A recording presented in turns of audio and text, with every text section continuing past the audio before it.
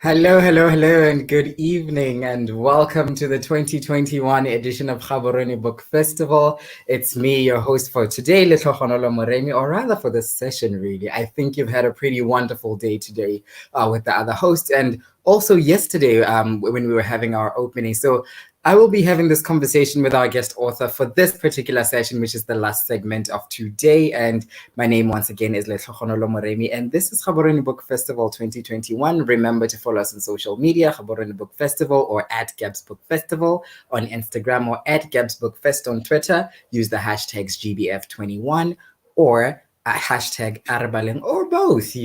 Why choose one when you can have both? Also, shout out to our sponsors. Thank you very, very much to the Institute of Development Management, IDM, for being a sponsor for this year's Gaborone Book Festival. And we are going to get started in just a moment, really just after I say this particular sentence, really. I don't know why I say it just a moment. But yes, we're going to get started talking about traveling, talking about journeying into the world, the choices, the consequences, the wonderful things, the preparations that go into it, the learning curves and the lessons that come with it. And I am delighted for the second year in a row to speak to none other than Shubnum Khan, who is the author of How I Accidentally Became a Global Stock Photo. Shabnam, welcome. Thank you so much for having me. I'm so excited to be here for the second time. How are you doing this year? I think last year, when we were talking about designing book covers and the like, and we touched a little bit because the pandemic was fairly fresh on our side of the world. And so how are you doing now, a year later, and that thing that we spoke about is still happening? I mean, it's bad everywhere, but I'm halfway vaccinated now, so there's a little bit more hope. Yeah, and I don't know. I hope I have this great hope in my heart that by like December we're all in a much better place and things are gonna get better.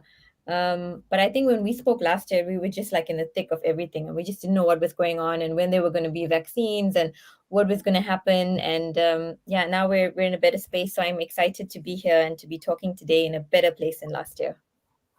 Awesome, awesome. Thank you so much for that. I think let's begin with a brief introduction of yourself, your background, your journey as an author, just for the benefit of the audience. So well, this is the interesting thing. This is the first festival I've been invited to as a artist and as an author. So last year I was invited as an artist, and this year for my book. So I do drawing. I take private art commissions, and I work primarily in fiction. I have my first novel, which came out in 2011, Onion Tears, and now I've got a travel memoir, I would say, or travelogue about being a Muslim Indian woman growing up in Durban and going out and traveling the world and having strange experiences. And yeah, I live in Durban and I draw and I write. That's how I would put it. Awesome, awesome. I think, having read a little bit of the book, just to get straight into the conversation, having read the book, and there's this fascinating story that you're telling. I think also before we get into that, let's just firstly say this book is perhaps one of the most amazing, fascinating collections of stories I have seen. It was a roller coaster reading the book. You're laughing one minute, you want to cry the next minute, you're fearful the next minute, you're excited the next minute. It's just this commotion, this all encompassing feeling of all of these. I feel like it's the infinite possibilities of human experience and human emotion. And thank you so much. Thank you so much for sharing that with us. And on that particular point of this vast experience of the human experiences that you share, how do you firstly living what from the reader's perspective is such a large life, and it's such an action packed life that even the smallest moments can be an adventure in their own way. How do you compress that into something so digestible, and how do you take care of yourself in that process, in the sense of, if we the readers are having to experience all of these emotions from reading, I can't imagine what you, the author, having to revisit those memories and sort of condense them for us to be able to understand. What is your process, and how do you take care of yourself throughout that process? Well, firstly, thank you so much for that wonderful introduction. I was thinking, what book are you talking about? Who wrote this book? So, thank you. Um, yeah, I mean, I think it's a lot of emotion in the book, and there's a lot of stories and adventure in the book.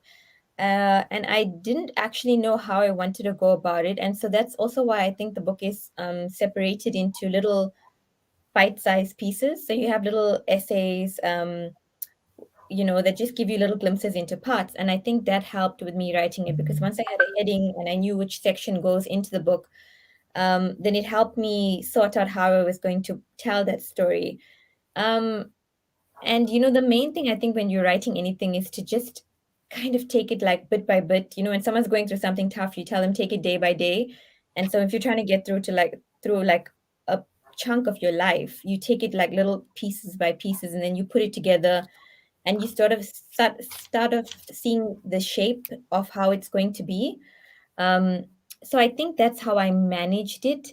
And then yeah, I think that's how I did it, by just working through it slowly, and then looking at it as a whole, and seeing what the theme was and what threads they were that I could pull throughout the whole book. Awesome, awesome.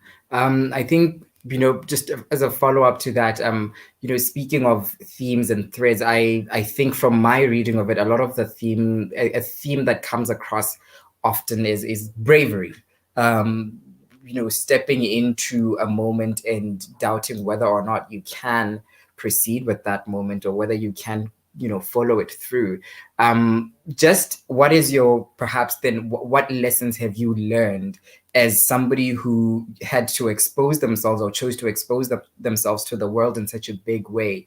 Because when every moment that you felt doubt, how did you find that bravery to proceed and to carry on?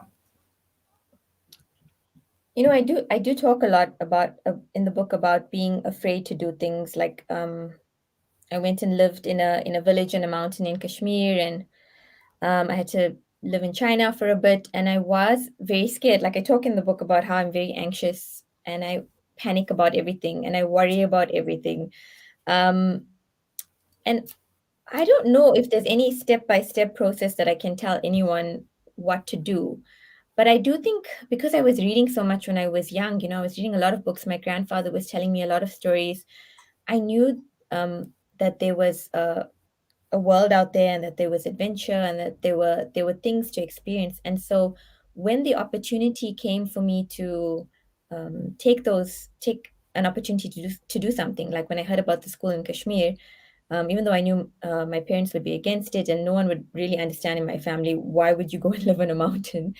I just knew I had to come out of my comfort zone. And so that's what pushed me, and that's what keeps pushing me. But when it comes to the actual moment when you have to do the brave thing, whatever it may be in your life, like, I don't know, okay, applying for a new job, or facing someone that you don't want to face, or traveling to a new place, or whatever, I think in that particular moment, you don't know what you're doing. You just, it just feel like, before I could leave for that mountain, the night before, I didn't understand what I was doing. It didn't make sense to me. I was so scared. I was like, I'm just going to go back home. I'm going to say that it wasn't safe and I didn't have to go.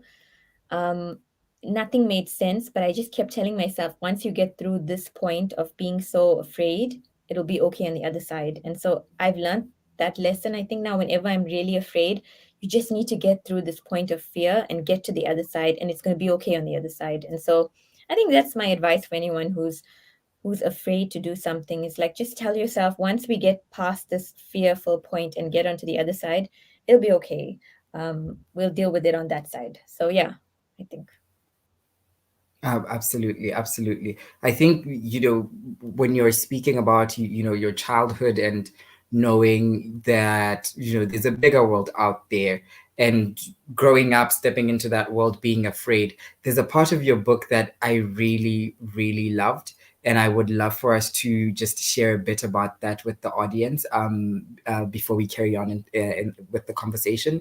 Um, it's on page 78 of the book, um, just starting at the last paragraph, which starts with it was at this point. I was wondering if you could do us the honor and just share that moment with the audience for us.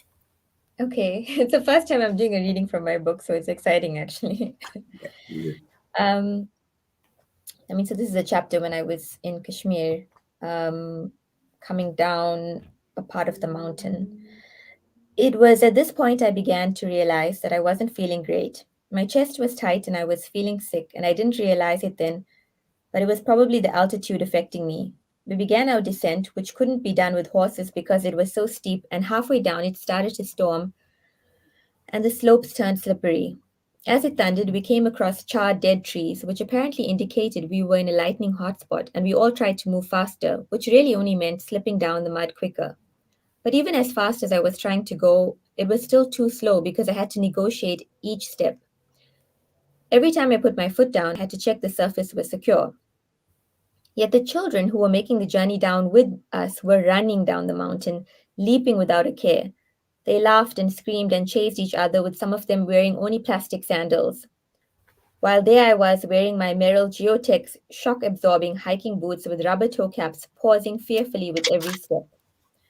In the middle of the rain and thunder and breathlessness, I paused to wonder when had I become so afraid to fall?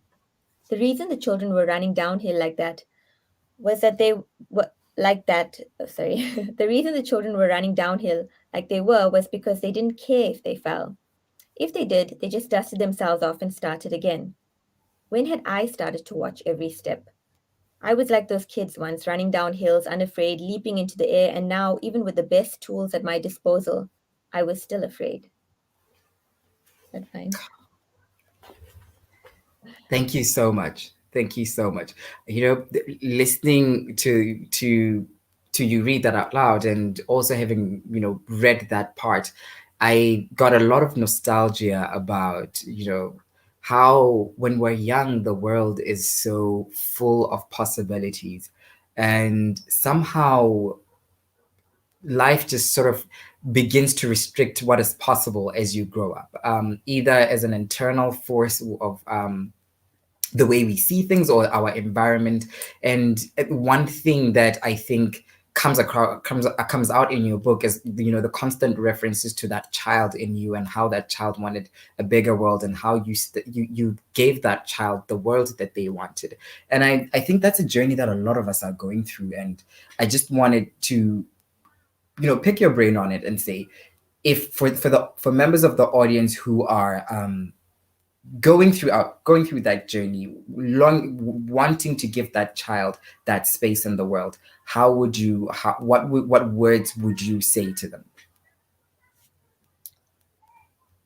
I think, I don't know what words I would say to them, but I think I would really like, I think you get so swamped down in everyday life that you forget, um, that child that we're talking about. And for me, it's when I read, it sort of reminds me of that child and the possibility and the opportunity out there. Um, so I would think, try if you can to cultivate an environment of wonder. And so that maybe that might mean reading, or listening to good music that inspires you, or being around people who inspire you. You have to kind of work at it, because otherwise you'll just be swamped by life. And so it's doing small things, like I was gardening the other day, and I was like, oh, I need to garden more, because this it's so amazing. It seems like such a simple thing, but you plant a seed and it grows into a plant and it's got flowers. Mm, And I think if you immerse yourself in these kind of things that remind you that life has opportunity and magic, and you start looking at like the seasons. Oh, it's winter, but it's going to be summer, and then maybe that means something for life. After despair comes hope again, and like that's a reminder all the time with the seasons. I think if you, it can be small things, but I think if um you actually make the effort to put them in your life, to put little notes. I have little notes around my wall with quotes that I like, simple things like that, but that just take you out of the daily drudge. I think those things help you to keep that that child in you alive, Mm, and to surround yourself by the right words, the right people, um, do things to keep that wonder alive. And I think it can work, if you make the effort to do it, because otherwise then that child is lost. And what a pity, because our dreams yeah. are so big when we're children, right?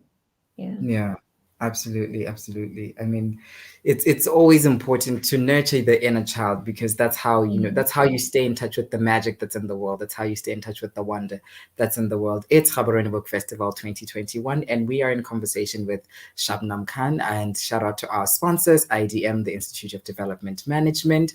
We are going to continue the conversation about her book, How I Accidentally Became a Global Stock Photo.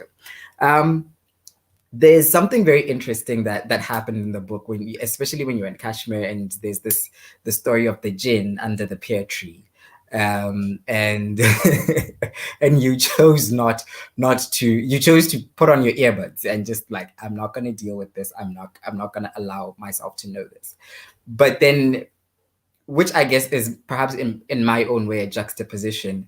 There's the jinn on the airplane who takes up more seats than they're supposed to. So then, how do you? I found it fascinating that on the one side you're like, there's so many things um, that could be bad in the world. I don't want to know about them. And then on the airplane, you were like, I'm going to fight and confront, and I'm going to take up my space on this plane. How do you make those choices between I choose peace by not knowing and I'm going to step into battle? I love this question. This is a lovely question. I think it really comes down to picking your battles, right? So I'm very much the type of person, if this is not, if I know I can't handle the situation, I don't have the skills, I don't have the energy, if I don't have the knowledge to get into this thing, I step away very easily, and I can just stay away from the situation. And I think that's something that comes with time. I don't know if it's a good thing, but I think for my mental health it's good. But if there's been situations, and I talk about it in the book, where I say I lose my jat, and jat is an Urdu word for my uh, I mean, I show my jat, sorry, it's like I show my rage, I lose my temper, then it does not matter if I do not have the knowledge or the skills or the fight to do this. I just lose my head, and I want to fight. And I don't care what happens. So it depends which mood I'm in. And with the chin, like I'm scared that I even put that story in the book now, because I shouldn't be talking about it. If you talk about it, you cause situations for yourself. So I shouldn't be talking about it. So we'll just say that I knew in that situation that I had to run away, because I could not bear that situation. I was looking after my mental health at that point. I was like, I don't want to be scared. I'm making so many different changes in my life, living in this village on the mountain. I can only take a little bit to handle each time, and I know I can't handle the situation. But when I was in the plane, and the white man was on the seat two seats away from me, and he didn't want to give me my seat. He basically took the seats between us without asking or anything. He just sort of like took over the seats.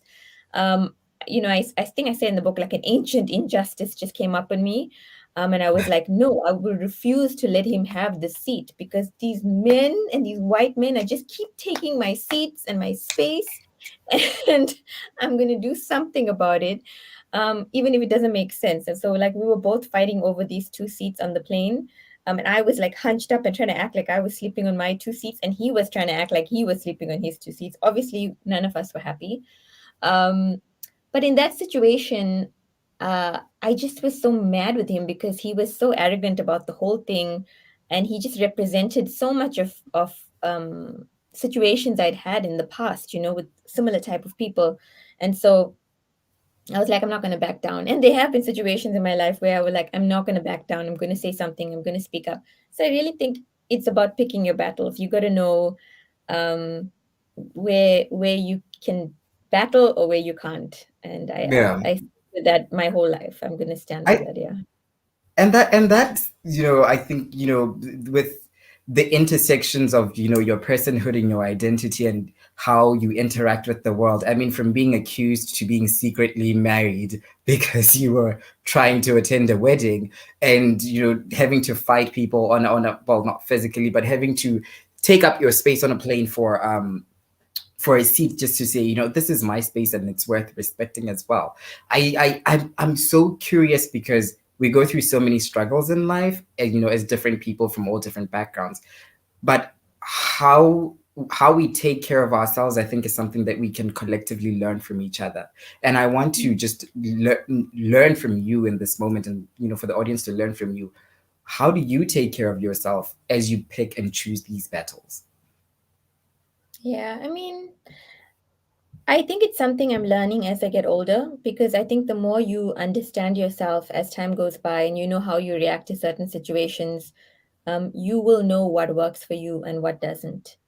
Um, I I I know which situations to step out of from now. Like, I think before, when I was younger, I just like get riled up and jump into any situation, maybe not having the full knowledge, maybe not having um, uh, a full sense of the situation or the history or the context, and I just like get into it because I had that energy. But I'm now much, much, much more quiet about things, and I deal with things a lot more with humor. So even in the book, like, I'll talk about certain serious situations, but maybe I'll use humor to talk about it, um, because I realize now that sometimes that's the only way people will listen to what you're saying. And so in terms of like looking after myself, I will step out of situations very, very easily if I have to. If it means protecting myself, protecting my mental health, I will do it. Even in terms of what I write, like, there was a lot of situations like people would ask me, oh, why didn't you write more about this? We wanted to know more. And I was like, I'm not ready to write about that yet now. But there will be a time when I will be in the future, when there's enough space and I have enough reflection, and retrospect is a great tool. I will do that. But right now, I'm not ready to do that. So I think it's really about listening to yourself and knowing what you're ready for. Don't feel forced to do things that you don't want to do. I mean, at the end of the day, you're living with yourself, right? So you have to make the decisions that you are happy with. um yeah, so I'm very careful about what I step into now. And um Yeah. even if I'm uncomfortable with how someone's interacting with me and they're not making me feel good about myself, I will step away instead of sometimes confronting aggressively for no reason. I start thinking, now what will let us think about the future consequences of this. What will come out of the situation? What are the tangible stuff that will come out? Will there be a resolution, or will it just lead to more animosity? So for me, those are the kind of things I think a lot more about Yeah. my situations that I get into now for my Yeah. mental health. Yeah. Absolutely, absolutely. I mean, there's the reference you made in the book about, if you don't have your health, you really have nothing, and it's so much more important to take care of that, as it's the most fundamental resource. Thank you so much for sharing that. Can I add Um, can I add something to yes, that? So absolutely. just because I just Yeah, remembered something from the book, was that when I did the trip to Kashmir in India, I say I have all these conversations with myself, because I'm yeah, like, hey, especially I've been single for so long and I've traveled alone by myself for so long. You really end up becoming your companion. And so yeah, I mean, I talk about this in the book, so even if I sound crazy, it's okay. It's like you end up telling yourself, like, we can handle this, we can do this, it's okay. Like, it's going to be hard, but we can do it. And I kind of from that point started reassuring myself. And so even in the book, when I go to Kashmir, I have a set of rules. Like, so the one was like, I wouldn't talk about jinns because I was so afraid, right? Or I put my earphones in so I wouldn't have to listen. Like, I say it as a joke in the book, but that is true. That is what I would do to yeah, look after myself. Yeah. I wouldn't talk about people watching horror movies. I wouldn't watch a horror movie because I was really, really scared at some points. Um, so there were actual tangible steps that I took to protect myself, because I said, you're putting so much of effort going to live in this mountain and it's hard. Make sure you look after yourself and you look out for yourself. Don't put yourself in any situation where it's going to risk your health, or Yeah. the way to have a panic attack. You don't want to have a panic attack here because you're in a foreign country. You need to know Yeah. how to handle yourself. So, there are actual steps you can take. Yeah. Oh, absolutely, absolutely. Thank you so much. Thank you so much for that. I would like to shift the conversation just a little bit from, the internal aspects of self to just more about interaction with the world.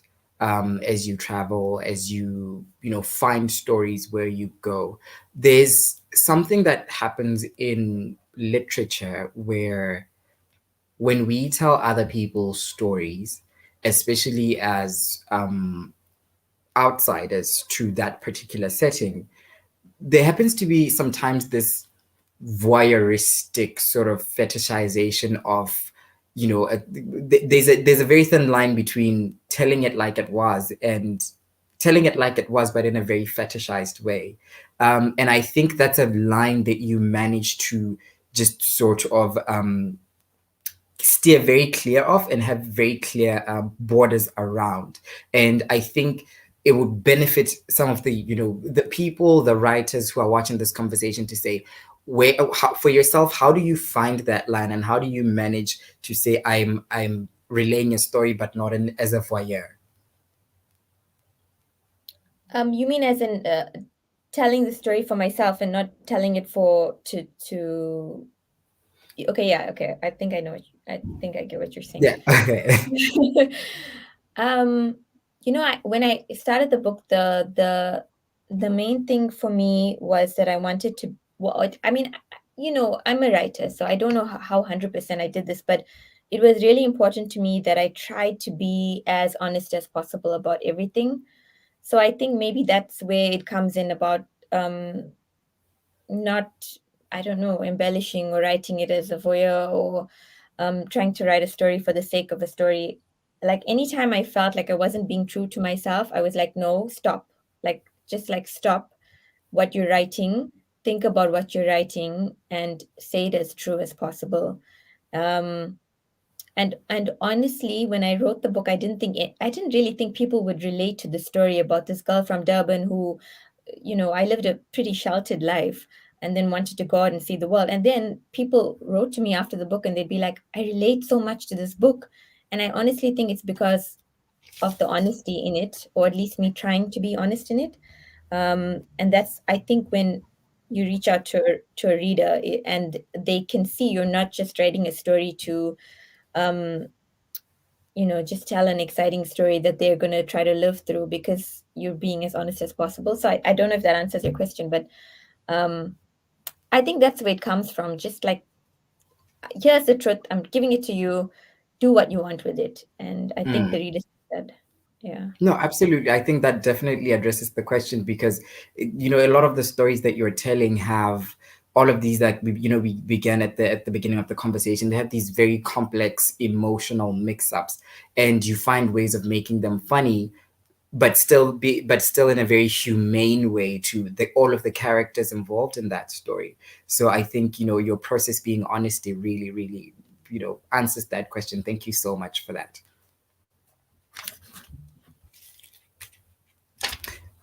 Right. I there's Can we just like backtrack to your childhood a little bit?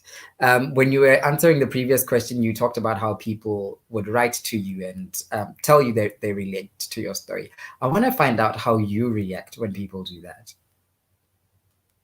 Oh, I love it. I love it because, like, the thing I was most scared about when I wrote this book was that people were going to see me differently afterwards. That they would think I was strange, because I talk about being doing like OCD things, like checking going to the bathroom the whole night before I can sleep, and being worried about the most bizarre things, and I thought it would make me very strange to people. And I thought, um, secretly, I just thought, oh, people are gonna think I'm such a weirdo. I'm never gonna get married after this now.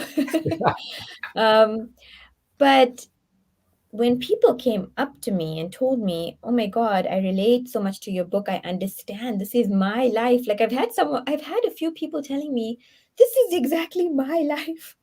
I also went to Canada for a visa interview. I've also done this." And you know what? It made me feel less alone. Instead of me feeling lonelier, because my worry was I'm going to feel lonelier and like an outcast after this, I felt less alone. So it was like such a wonderful, unexpected gift. And it made them feel less alone because they didn't feel like they were the only people in the world going through these things. And that's really the wonderful, magical thing about writing, is that everybody all around just feels less alone. And I mean, isn't that amazing? And I didn't expect that. So that's my reaction, was like, I was like, oh, there's people out there who are suffering like me. So yeah, um, they are not suffering, but experiencing. We won't say suffering, Yeah. but they were experiencing the same things, and we've just both felt less alone. So that's a wonderful thing about writing. Oh, that is absolutely beautiful. I'm absolutely loving this conversation. It just the connectedness between your story, the stories of the people that are in your stories, and just the connectedness of it all is absolutely beautiful. And I'm seeing a comment from Geleto Nancy Peko who says, "Love your honesty and vulnerability." Thank you so much for sharing that with us. Um, Thank you. the reason why I had asked that question is because in your story you mentioned that you used to write letters to this actor that you had a crush on. Yeah. The X-Files Uh, actor. yes, and I was wondering how in your mind, going back to that, perhaps the child and you now having that conversation, how do you think he reacted, or how your favorite stars reacted to those letters? I honestly think they never read it. They probably had some assistant reading it. That's what I think. I don't think they read it. No. Especially like not the ramblings of a 12-year-old girl who's talking about I'm so embarrassed even though I wrote it in the book.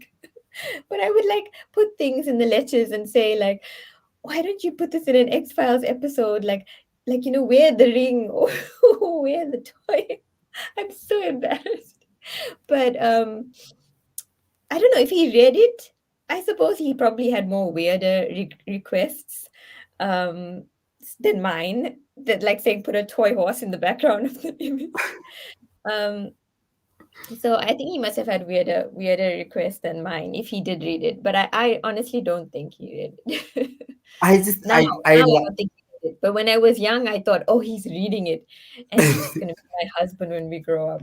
Yeah. and you would return to the TV to see if he did what you asked. Yeah, I would.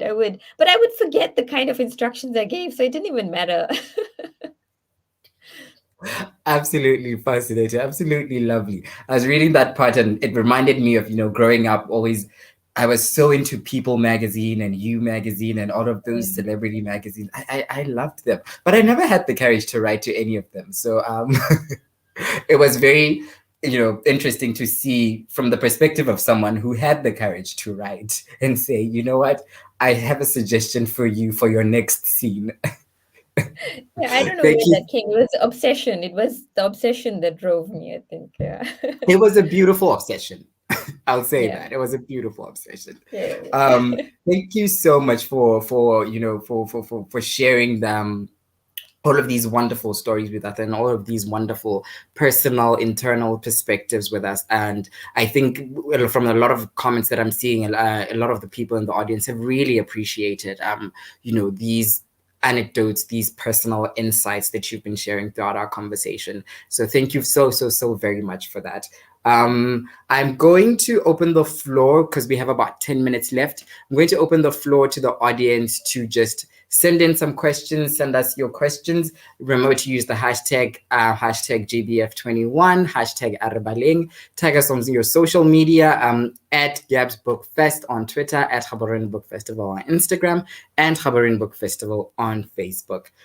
So yes, your questions are welcome anytime. We will love to hear from you and love to hear your perspective on the conversations that we are having. So while we wait for the questions to come in, I want to find out then, because you've given us a taste of this wonderful life that's happened. So we naturally have to wonder what's coming next. What can we expect to see from Shabnam next?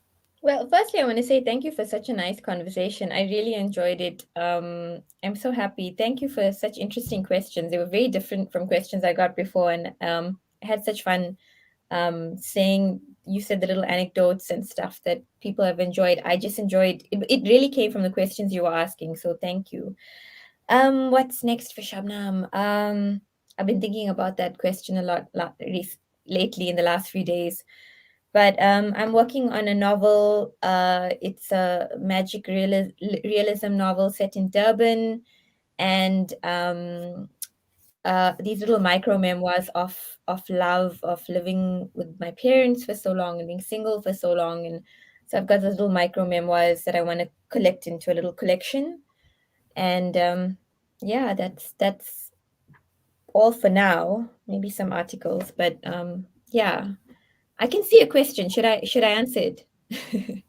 Oh yes, absolutely. I'm not sure if the audience at home can see it, so I'm just going to read it out to them. We Okay. have a question that says, "What's the best advice to get published? Should writers even care about it?" The floor is yours. I mean, yeah, I think writers care about being published. So, I mean, like, I can't tell you, oh, yeah, you can be a writer and not care about publishing. It's all about the writing, which maybe it is, but you also do want to get published and you do want to try at least to share your work, especially if you're passionate about it. Um, So, the best advice to get published is my first piece of advice is to read as much as you can, and then secondly, to write it. Because I get a lot of people asking me about being published, but they haven't written the work.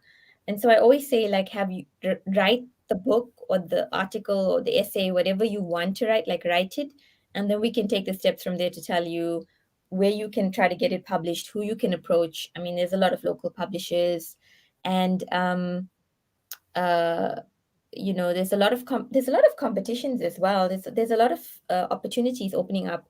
So and then like also to get a literary circle around you, and for me that worked on Twitter. So if you follow the right people, you'll get the right information. They'll tell you about competitions that are happening, publishers to follow, book festivals to attend, especially with things being online now, it's much more accessible. So there's a lot of information on how to get published. But my main thing is to write the thing, to get it edited as best as possible, and then to start sending it off everywhere. Yeah. Absolutely, absolutely. Thank you. We have another question on the screen. What is Shabnam currently reading, and which book made the biggest impact on her during the pandemic? Um, so I read a lot of books during the pandemic because I tried to travel, but because of the pandemic, I wasn't traveling. So the only way that I could travel was through reading, and I was writing this memoir almost the whole of last year. So I was reading mainly memoir to figure out what I wanted my voice to sound like. And so I read like over 70 memoirs at the time last year. And I was working on my novel, which also is like kind of like gothic mystery. So I was reading also those kind of books. And so my range of books was very strange during the pandemic, but um I read Station 11 during the pandemic, which is very strange because it was about how this virus, maybe it might not have been the right book to read at the time, actually. It was about how this virus took over Earth and there was so few people living and they had to start back from scratch.